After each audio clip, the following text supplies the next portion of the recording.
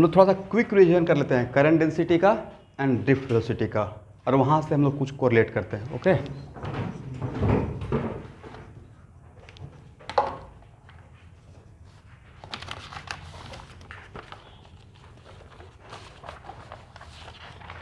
आप लोग तो ऐसे सब फार्मूला लिख के रेडी हैं एवरीवन?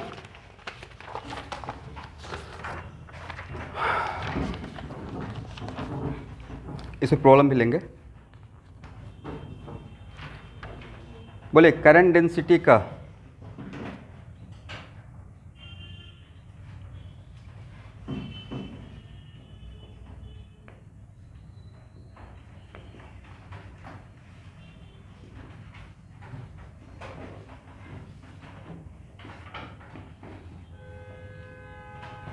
करंट डेंसिटी को किससे इंडिकेट करते हैं? जे।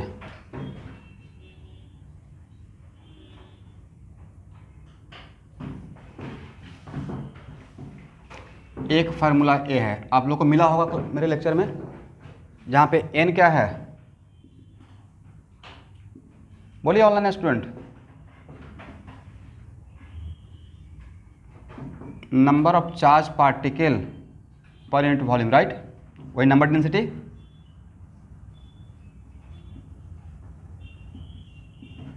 पर यूनिट वॉल्यूम। क्यू क्या है? Charge of one of the particle,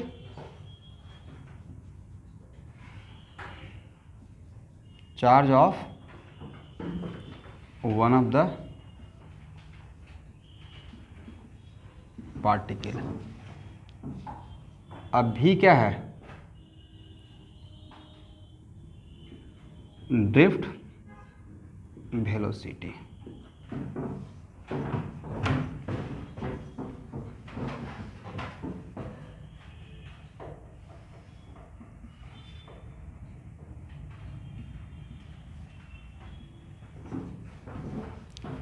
चलिए, गॉस लॉ में तो ये समझ में आ गया होगा कि एरिया का भी डायरेक्शन होता है, राइट?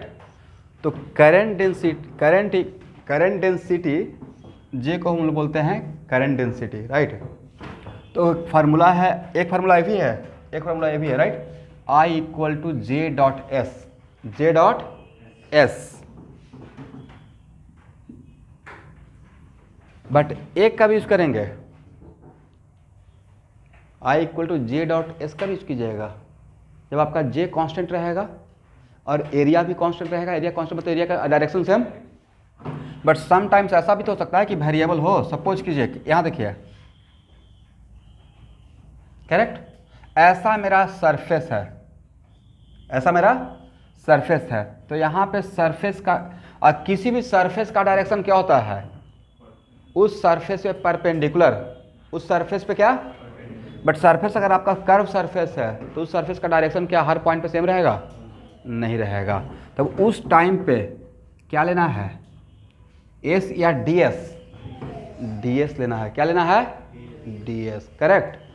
और तब इस डी एस सेक्शन से, सारे सेक्शन से, टोटल सरफेस से अगर करंट आई जा रहा है, कितना जा रहा है? आई जा रहा है, तो डी एस से कितना करंट जाएगा? डी आई।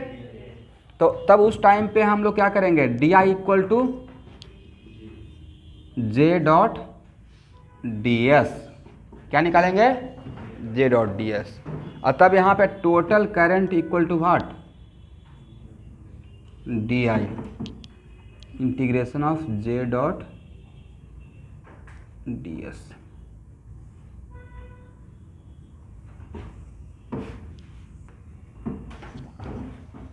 यहाँ पे कहिए,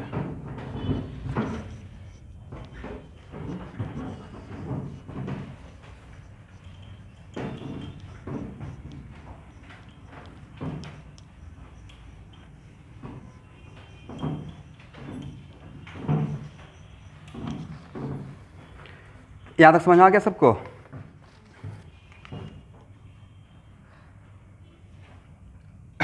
जे डॉट एस, और एस के लिए क्या ऐसे लिख सकते हैं? सरफेस का मैग्नीट्यूड इंटू सरफेस का यूनिट वेक्टर, सरफेस का मैग्नीट्यूड इंटू सरफेस का डायरेक्शन, और डायरेक्शन का रिप्रेजेंटेटिव कौन? Unit vector. Then I equal to J और जे के बदले क्या लिख सकते हैं स्टूडेंट?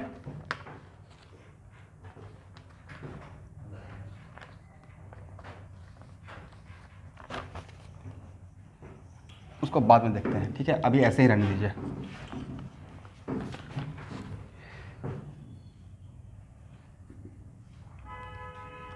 एक फार्मूला अभी जस्ट लिखे थे,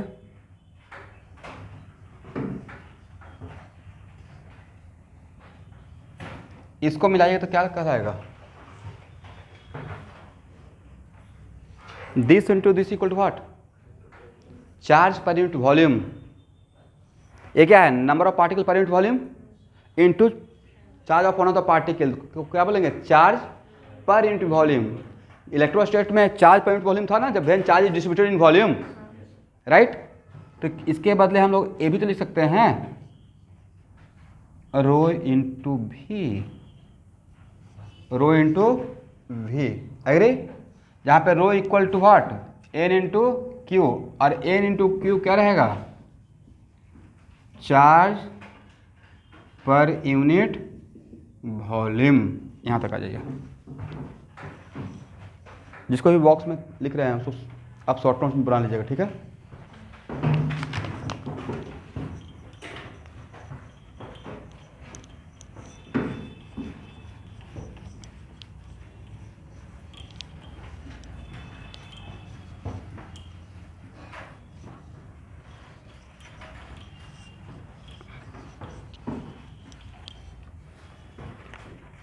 ओके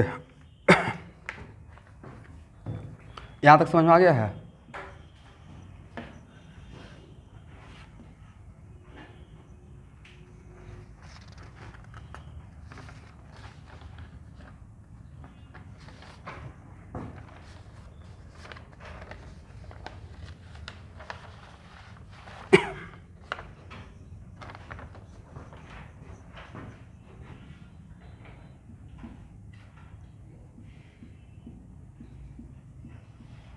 मीन फ्री पाथ, यहाँ देखेंगे फ्री इलेक्ट्रॉन, ध्यान से सुनते रहिएगा। फ्री इलेक्ट्रॉन किसी भी कंडक्टर में जहाँ पे उस कंडक्टर के अक्रॉस अगर पोटेंशियल डिफरेंस नहीं दिया गया है तो उसका मोशन रैंडम मोशन रहता है, राइट? उसका मोशन कैसा रहेगा? काइंड ऑफ दिस वन, जिस टाइप का मोशन रहता है। एक किसका मोशन मैं दिखा रहा हूँ? फ्री इलेक्ट्रॉन का कंडक्टर में, फ्री इलेक्ट्रॉन का when there is no any electric field, there is no potential difference, जब उसको कोई भी पोटेंशियल डिफरेंस कंडक्टर के दो पॉइंट के क्रॉस नहीं अप्लाई किया गया है, तो movement of free electron in the conductor is just like this, Brownian motion. कौन सा मोशन इसको बोलते हैं? ओके एक बात बताइए, किसी भी मोनो एटॉमिक गैस का डिग्री ऑफ फ्रीडम कितना था? 3, राइट? तो उसका डिग्री ऑफ फ्रीडम कितना था मोनो एटॉमिक का? 3 था ना?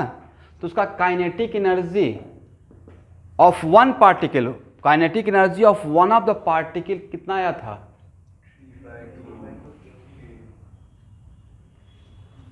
कितना? 3/2 के, जहाँ के क्या था? Boltzmann constant, right? और 3 stand for what? X motion, y motion and z motion, x motion and y motion and z motion. तो एक्चुअल में इलेक्ट्रॉन का कंडक्टर में फ्री इलेक्ट्रॉन का when there is no any potential difference applied between the 2 point of the conductor, इसका भी kinetic energy का something इसी type से आप सोच सकते हैं, जैसे किसी गैस पार्टिकल का गैस के फॉर्म में उसका मोशन रहता है। तो इलेक्ट्रॉन को भी मोनो एटॉमिक गैस के जैसा ट्रीट कर सकते हैं, something like that. It is not gas but उसका भी मोशन क्या है, क्योंकि ये तो क्या डाई एटॉमिक तो है नहीं कि इसका डिग्री ऑफ फ्रीडम 5 लेंगे। इलेक्ट्रॉन क्या है? एक सिंगल पार्टिकल है, राइट? तो उसका भी काइनेटिक एनर्जी, बट यहाँ पे के मतलब it is similar to, not equal. भाई इलेक्ट्रॉन तो सॉलिड के अंदर है ना, उसको गैस थोड़े बोल देंगे, बट इसका भी इस तरीके से हो सकता है। अरे एक मिनट रुकिए, इसका जो वेलोसिटी है उन्हें कि टेम्परेचर पे भी डिपेंड करेगा। अरे कंडक्टर को हीट करेंगे, राइट? तो इसका मूवमेंट स्पीड पे फर्क पड़ेगा, हाँ या ना? स्पीड पे फर्क पड़ेगा। अगर टेम्परेचर ज़्यादा रहेगा तो ऑब्वियसली इलेक्ट्रॉन का काइनेटिक एनर्जी बढ़ जाएगा। इलेक्ट्रॉन का काइनेटिक एनर्जी अगर बढ़ेगा, it is very important to note that, और किसी कंडक्टर को अगर आप आज बस इस पे बात करके छोड़ देते हैं, नेक्स्ट क्लास यहाँ से स्टार्ट करूँगा, ठीक है। तो किसी भी कंडक्टर को अगर हीट करते हैं तो उसका काइनेटिक एनर्जी डैम से और बढ़ने वाला है, इसके अकॉर्डिंग सिमिलर टू मानिए। तब वहाँ पे उसके और सिर्फ एक ही फ्री इलेक्ट्रॉन रहेगा या सो मेनी फ्री इलेक्ट्रॉन? तो दो इलेक्ट्रॉन, उसका जब उसका रैंडम मोशन है तो चांस ये भी तो है कि दूसरे फ्री इलेक्ट्रॉन से कोलाइड करता रहेगा, तो उसका कोलिजन टाइम ज़्यादा बड़ा होगा या कम हो जाएगा? स्पीड ज़्यादा रहेगा तो कोलिजन टाइम क्या हो जाएगा? कम हो जाएगा। कोलिजन टाइम, कोलिजन गैप या collision time between two successive collision का टाइम गैप कम हो जाएगा टेम्परेचर ज़्यादा करने से, बिकॉज स्पीड बढ़ रहा है, राइट। समथिंग कुछ ऐसा हम लोग सोच सकते हैं, राइट। तो यहाँ पे हम लोग एक टर्म डिफाइन करते हैं, मीन फ्री पाथ। कौन सा पाथ? Mean free path. लिखिए तो, मीन फ्री पाथ। पहले डायग्राम भी ड्रॉ कर लीजिए। इसका किस टाइप का मोशन बोलते हैं? इस टाइप का मोशन को random motion, Brownian motion, right. Mean free path लिखिए। Average displacement of electron, average displacement of electron along the wire, average displacement of electron along the wire between two successive collision, between two successive collision.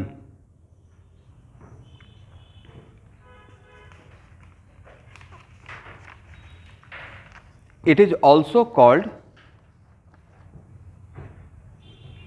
mean free path.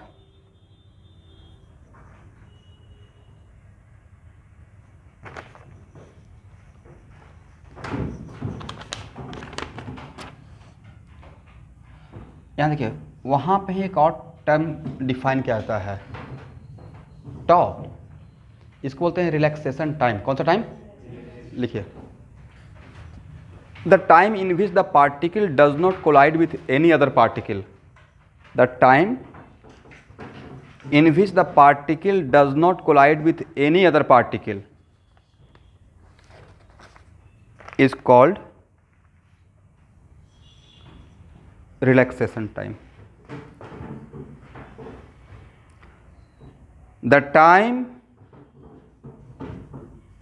in which the particle does not collide with any other particle is called relaxation time.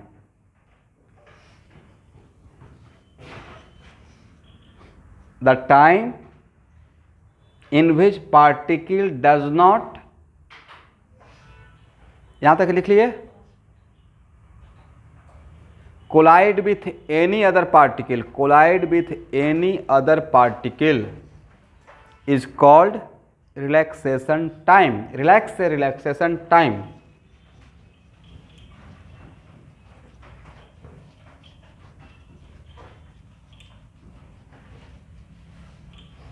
तो drift speed define किया गया है lambda by टॉ। क्या define किया गया है? Lambda by टॉ, जहाँ पे लैम्डा क्या है? Mean free path, displacement between two successive collision, displacement between two successive collision.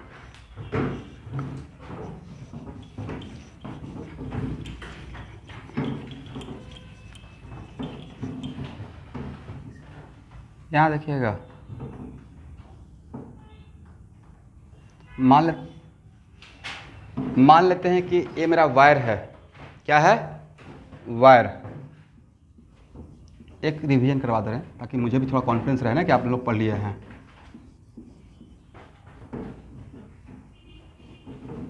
और इसके बीच का गैप है, लेंथ वायर का L है, और क्रॉस सेक्शनल एरिया कितना है? A। और इसके बीच में मैं एक पोटेंशियल डिफरेंस क्रिएट किया हूँ बैटरी से, और इसका पोटेंशियल डिफरेंस है V। बैटरी का EMF ऑफ द बैटरी कितना है? V है। अब यहाँ देखिए, एक मिनट, अब यहाँ पे इलेक्ट्रॉन का रैंडम मोशन होगा या ऑर्डर मोशन रहेगा? ऑर्डर। अब तो यहाँ से इस इलेक्ट्रॉन को कहाँ से कहाँ जाना पड़ेगा? भाई करंट ऐसे फ्लो करेगा तो इलेक्ट्रॉन ऐसे जाएगा, राइट। करंट का फ्लो का जस्ट अपोजिट रहेगा। तो इसमें इलेक्ट्रिक फील्ड का डायरेक्शन, इस वायर में, कंडक्टर में इलेक्ट्रिक फील्ड क्रिएट हो गया है, राइट। और उस इलेक्ट्रिक फील्ड का डायरेक्शन ऐसा रहेगा, हाँ या ना। ये इलेक्ट्रिक फील्ड ही तो रिस्पॉन्सिबल रहेगा for order motion, this electric field responsible for. तो यहाँ से नेक्स्ट क्लास, आज के लिए रहने दीजिएगा। Thank you.